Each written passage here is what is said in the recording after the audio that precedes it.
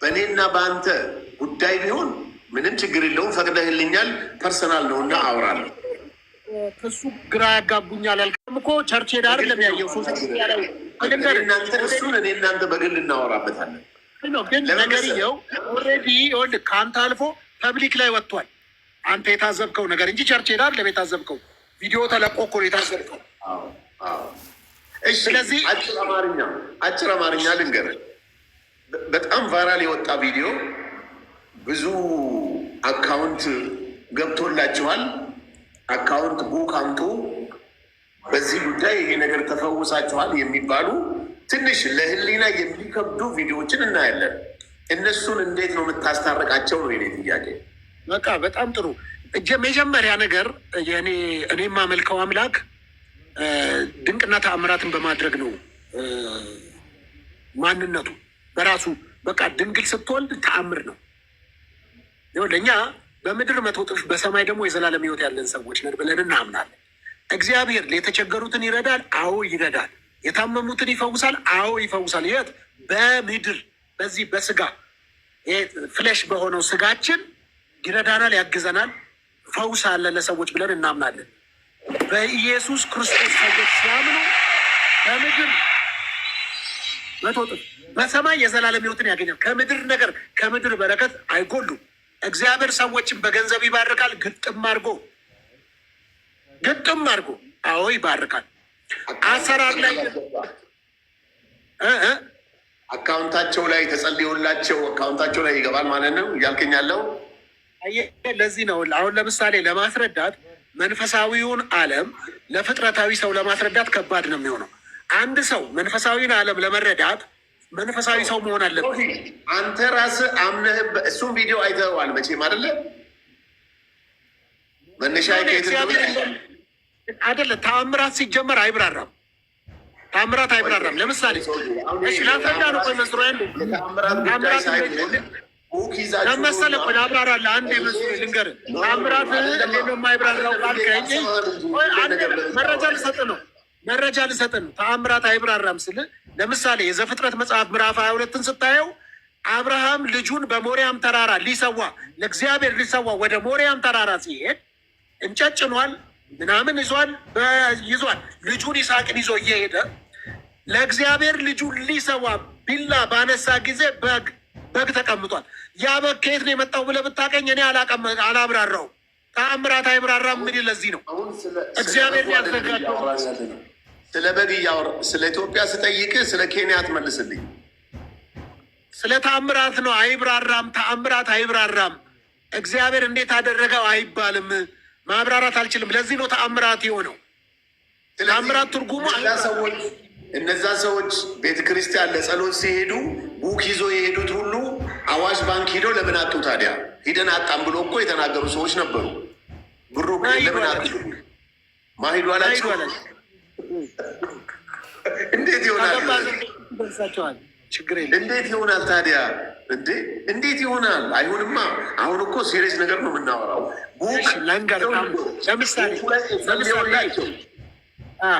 ይህን ህሊና እኮ ያውቃል ሶፊ። አይደለም እግዚአብሔር እንዴት እንደሚባርክ እሺ፣ መርሁ ነው እግዚአብሔር ባይዘው የመርህ አምላክ ጉዳይ እያወራን አይደለም።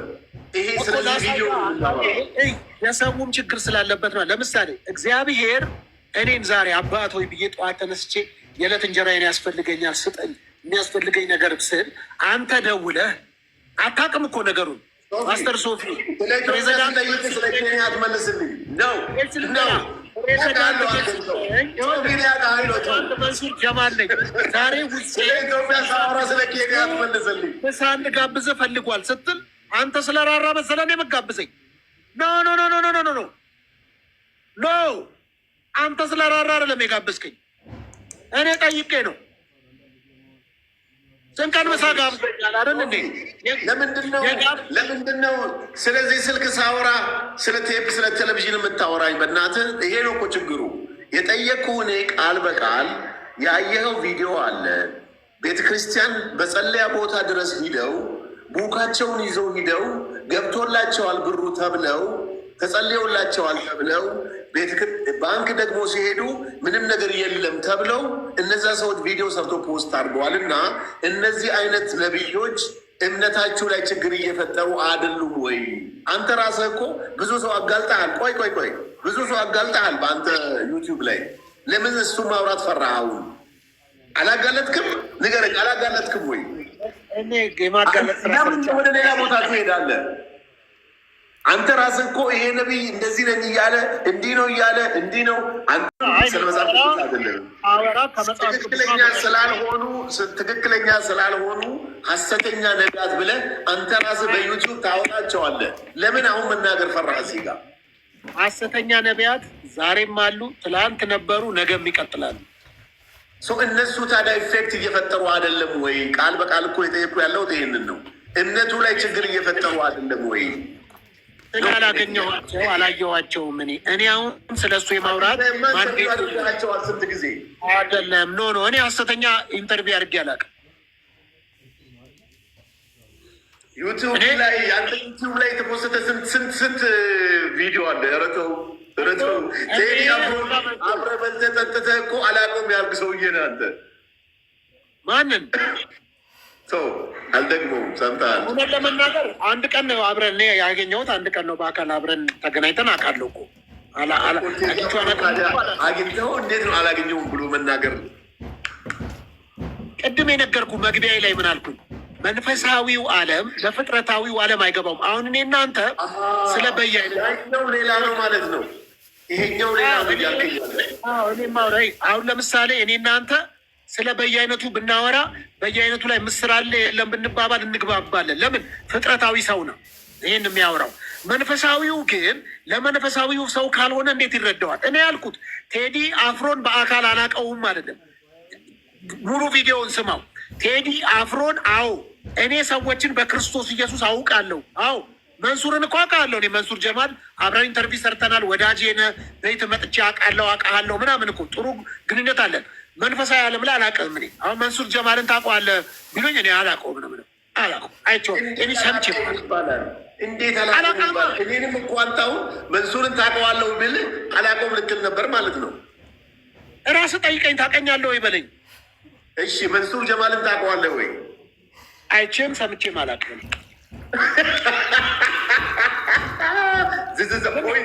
ይሄንን ነው ያልኳቸው። አይቼ ሰምቼ የማላውቀው ግን በመንፈሳዊ ዓለም ለምን ሰውን በክርስቶስ ኢየሱስ ሳይ በክርስቶስ ኢየሱስ ከሌለ አላውቅም። እድር ላይ እቁብ ላይ አሁን ትልቅ ቢዝነስ ጀምረሃል። ቢዋይዲ ላይ ለምሳሌ መጥቼ እገዛለሁ ብዬ አስባለሁ። እሱ ላይ በደንብ ነው የማውቅህ። ቅናሽ አድርግ ስለምንተዋወቅ ምናምን አድቫንቴጅ ስጠኝ እልሃለሁ። በክርስቶስ ኢየሱስ ሰዎች ካልሆኑ አባውቃቸውም እኔም አላውቃቸውም። ገባህ? ውሸት አይሆንም ወይ ታዲያ? ይሄው ውሸት ኖ ውሸት አይደለም። አንተ እንዳውቅ ከፈለግ በምድርም በመንፈሳዊ ዓለም ካፈለግ በክርስቶስ ኢየሱስ አምነህ ዳግመኛ መወለድ አለብን። መንፈሳዊ ዓለም እንዲያውቅ በአብ ጋር እንዳውቅ ወይ እየተደማመጥን እንሂድ። ከስብከት እኮ አይደለም አሁን የያዝነው ንግግር ነው። እየተናደድክ መሆን የለበትም። እኔ አሁን እናደዳለሁ። ለምን ያልባል? ቁም ነገር ነው የምናወራው አይደለ? ፀሐይ ነው በዚህ በኩል አይተዋል። ፀሐይ ሆኖ መስኮት ጋር ሆኜ ነው። ቦታ ልቀይር። ቆሽ ጥሩ ወደዚህ ሉና ይሄኛው ጥላ እስልምና አስተምሮ ምን አለ መሰለህ? በዲነል እስላሙ ብዙ ሰዎች ስህተት ሊሳሳቱ ሊያጠፉ ይችላሉ ይላል። ጥፋቶች ይሄ የተከለከሉ ክልከላዎች አሉ አይደለ? ክልከላዎችን ሊያጠፉ ይችላሉ። ነገር ግን ይላል አይዋሹም ይላል። ሙስሊም አይዋሽም፣ በፍጹም ሙስሊም አይዋሽም ይላል። በእኛ በእስልምናው ነው እየነገርኩ ያለሁት። አንተ ይህን ቴዲ አፍሮን የሚያክል ትልቅ አርቲስት እያወቅ አሁንም መንሱርን ታውቀዋለህ ወይ ስልህ አላውቀውም አልከኝ። ይሄ ታዲያ ልክ እንዴት ሊሆን ይችላል? አየህ፣ ይሄ ነው በቃ ሰው። አሁን አንተ ስለ ምስር ክክ ብናወራ፣ ስለ ፀጉር ቤት ብናወራ፣ ስለ ፕላስፎር ጂፎር ምናምን እያለን ስለ ቤት ብናወራ እንግባባለን። እኔ እናንተ ማንግባባው እኔ መንፈሳዊ ሰው ነኝ፣ አንተ ፍጥረታዊ ሰው ነህ። ስለዚህ እኔ የማወራው መንፈሳዊ ነገር ለፍጥረታዊ ሰው ምን አይለው አይገባው። በጌታ መሆን አለበት ወይ ያ ሰው ፕሮቴስታንት መሆን አለበት ነው አባባለ? ፕሮቴስታንት መሆን አለበት አይደለም፣ በጌታ ዳግም መወለድ። እኔ ፕሮቴስታንት ይሁን ኦርቶዶክስ ይሁን ጆቫ ዊትነስ ይሁን ምንም አያገባኝም። እኔ ከሃይማኖት ጋር ጉዳይ የለኝም። እኔ ጉዳይ ሰው በክርስቶስ ኢየሱስ አምኖ ዳግም ተወልዷል ወይ? አሁን አንተ ይኸውልህ ጁስ እየጠጣው ነው ብለህ አትከራከረኝ። ፍጥረታዊ ሰው ስለሆንክ ይገባሃል፣ ትረዳኛለህ። መንፈሳዊ ሰው ስላልሆንክ ግን መንፈሳዊ ነገር ሳወራ አይገባም። ለምን ቴዲ አፍሮን አላውቀውም ስል ሰውየውን ፊዚካሊ አይደለም እኔ አላውቀውም ነው። ጴንጤ የሆነ ሰው እዚህ ከታች ይኸውልህ ያውራ፣ መጽሐፍ ቅዱስ ያነበበ ሰው ይረዳኛል። አላውቀውም ስል ከምን አንጻር እያልኩ እንደሆነ ቴዲ አፍሮን እንኳን እኔ ቀርቶ ጥላሁን ገሰሰን ዶክተር ጥላሁን ገሰሰን ክቡር ቴዲ አፍሮን የማያውቃቸው ሰው የለም። እንኳን እኔ አፈር ቅጠሉ ያውቃቸዋል። እኔም አላውቃቸው ግን መንፈሳዊ ዓለም ላይ አላውቃቸውም። ለምን? በጌታ ሰው ካልሆነ። እዚህ ነው ጳውሎስ ሰውን በክርስቶስ ኢየሱስ አውቃለሁ ይላል። በክርስቶስ ኢየሱስ ካልሆንክ ፍጥረታዊ ሰው፣ ለምሳሌ ድንች በባቄላ የሚበላ ሰው እኮ አውቃለሁ። መንሱር እኮ በቃ ሽቶ ስትቀባ በጣም የሚያምር ዝንጥ ያልክ ፍሪጅ ውስጥ እንዳደረሰው ጠዋት ላይ እኮ ቀጥ ያለ ሸሚዝ ለብሰህ እኮ ምትወጣው ዘናጭ እኮ ነው። ይህን ማውቃለሁ። እንዴት እክዳለሁ? ይህን ፍጥረታዊ ሰው ነው። ለመንፈሳዊ ሰው ግን አይገባውም ነው ጥያቄ። ለዚህ ነው መንፈሳዊ ሰው እኔ የምናገረው ነገር ይገባዋል አላውቅም ስል። ስለዚህ መንሱሬ በምድርም በሰማይም እንዳቀ ከፈለግ ምን መሆን አለብን? ኢየሱስ ክርስቶስን የህይወትህ ጌታ አዳኝ ገዢ አድርገህ ስትቀበል በሁለቱም ነው የምንተዋወቀው ማለት ነው። ከማስታወቂያ በኋላ በትክክል እና መንሱሬ እኔም ልጠይቅ እስኪ።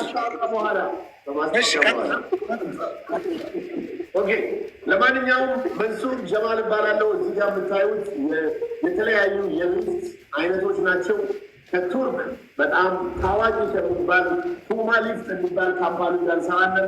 ሊፍት የምትፈልጉ ሰዎች በ0911259000 ላይ ደውሉልኝ። ህንፃ እያሰባችሁ ያላችሁ ሰዎች ኮንታክት አድርጉኝ። ሴልስ እንፈልጋለን።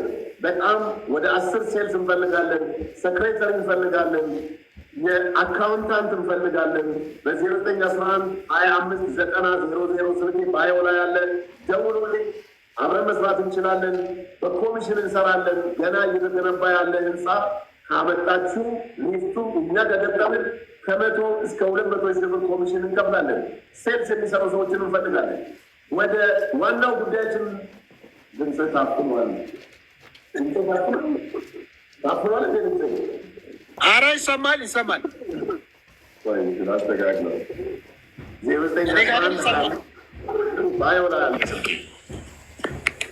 ኦኬ ሶፊ፣ አንድ ሁለት መረዳት ያለብህ ነገር፣ እኔ በጣም ወዳጄ ስለሆንክ መልካም ሰውነትህን ነው የማውቀው። ምናልባት የሶሻል ሚዲያ ባህሪ የሌሎች ባህሪ ከሌላ ሰው ጋር ላይመች ይችላል። በጣም ብዙ የሚወዱ ሰዎች አሉ፣ ብዙ ሰዎች ደግሞ ሊያዩ የማይፈልጉ ሰዎች አሉ። እኔንም እንደዛው። ለምን ሰዎች በሶሻል ሚዲያ የሚረዱት አረዳድና ሰውን አይቶ ሲረዱት አንድ አይደለም። ምን ያክል መልካምነቱን፣ ምን ያክል ለሰው ክብር እንዳለው፣ ምን ያክል ሪስፔክት ያለው ሰው በቃ እውነተኛ የሆነ ሰው መሆኑን ስለማያውቁ በዚህ በሶሻል ሚዲያ ስላዩት ብቻ ሰው ብዙ ሰው ይወዳልም ይጠላልም። አንድ የምነግርህ ነገር ቢኖር እኔ ስለምወድህ ነው። በዚህ አይነት ሁኔታ ወደ ከምድር እንድትሄድም ስለማልፈልግ ነው እና እውነትም መንገድም መዳመትም ብቻ ነው። ቆያ እኔ ሰማሁ እኮ ብዙ ነገር ቅድም፣ ስለዚህ አስጨረሰኝ። እኔንም ጨርስ፣ ከዛ አንተ ደግሞ ታወራለህ። ብዙ እኮ ሰማሁ አይደል እንዴ? ስለዚህ ህይወት ያለው እስልምና ውስጥ ነው። ላኢላሃ ኢላላህ ሙሐመድን ረሱሉላህ ካላለ ሰው እውነቴን ነው የምነግርህ፣ በዚህ ምድር ሙስሊም ሳትሆኑ አትሞቱ ብዬ ነው የምናገረው ለሁሉም ወዳጆቼ። ለምን ሰዎች ሳያውቁ ከእስልምና ውጭ ሆኖ ህይወታቸው ካለፈ በጣም አደጋ ውስጥ ናቸው። ሌላው ጥያቄ ማብራሪያ አያስፈልግም። በቃ ጨረስ ነው፣ የኛውን እንዝጋው። ሌላው ጥያቄ ልጠይቅህ፣ ሶፊ ባለትዳር ነው ወይስ አላገባም። ኦ ቬሪ ጉድ ቬሪ ጉድ። እሱ ግን ዳይመንድ ነው እንጂ ሌላ የሜሬጅ አይመስልም። መንሱሬ ፍሪዲ ነው እንደሚታይ መንሱሬ ደግሞ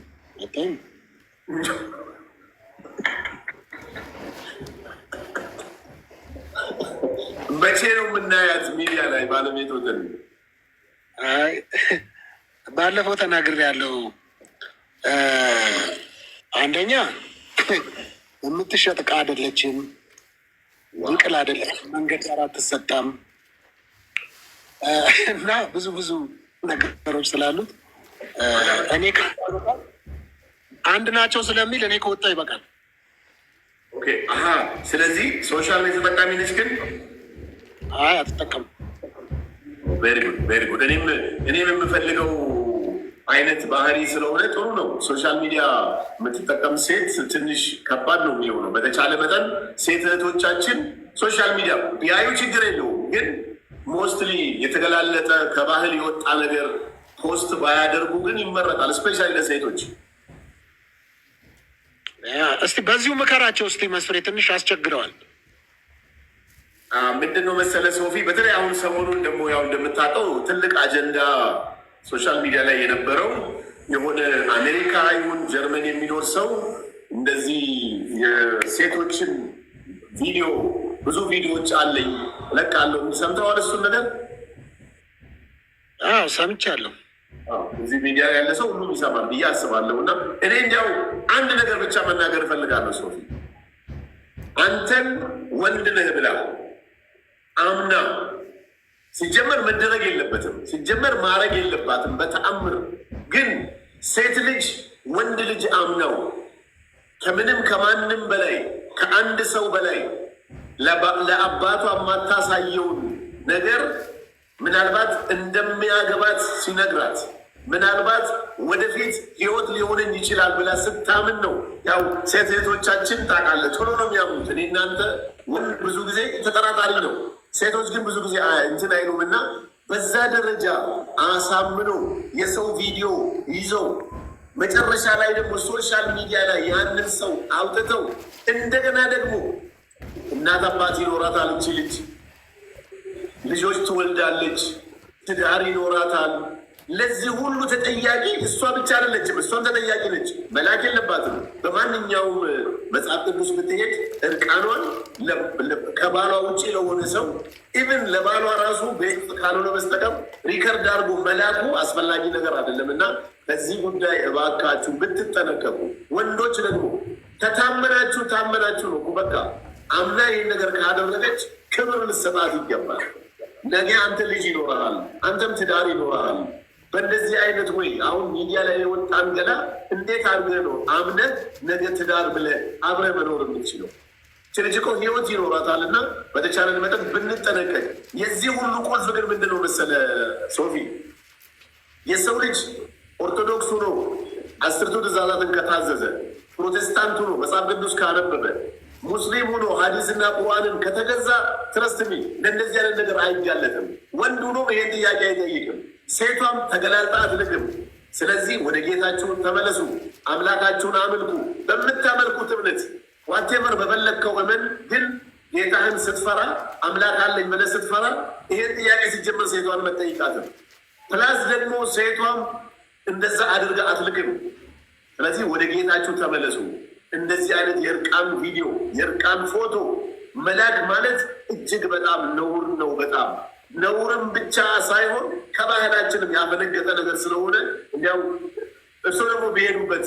ፓስተር ሶፊ በጣም መልካም መንሱሬ፣ በጣም ነው የማመሰግነው። ቆንጆ ሀሳብን ያነሳው። ያው በእኛ በፕሮቴስታንቱ እንኳን እንደዛ አይነት ሴቶች የሉ እንደዛ የሚያደርጉ እግዚአብሔር ይመስገን። አጋጣሚ ሆኖ የፕሮቴስታንት እህቶች በጣም ጨዋዎች፣ እግዚአብሔር ይባርካቸው። ያው አብዛኞቹ ከመጽሐፍ ቅዱስ ጋር ሪሌቲቭ የሆነ ህይወት ስላላቸው እንደው በድካም እንኳን ቢገኙ በንስሐ በመመለስ ከአምላካቸው ከእግዚአብሔር ጋር እርቅ የሚያደርጉ ስለሆኑ ኦርቶዶክሳውያንም እንደዛው እንግዲህ በብዙ ሲወራ ሰምቻለሁ። ካለባበሳቸው ከምንጀምሩ ግን አንዳንድ ጊዜ ደግሞ ባለማስተዋል እንደዛ አይነት ነገሮች ሊፈጠሩ ይችላሉ።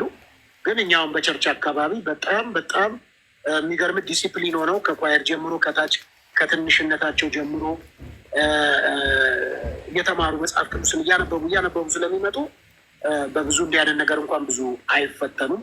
ለመናገር ፕሮቴስታንት ሆና ሴት እንደዚህ አይነት ነገር ውስጥ አትገኙም። በድካም አይገኙም ማለት ሳይሆን እንደዚህ የወጣ በጣም እንትን ውስጥ አይገኙም የወንጌል አማኞች እህቶች ማለት ነው።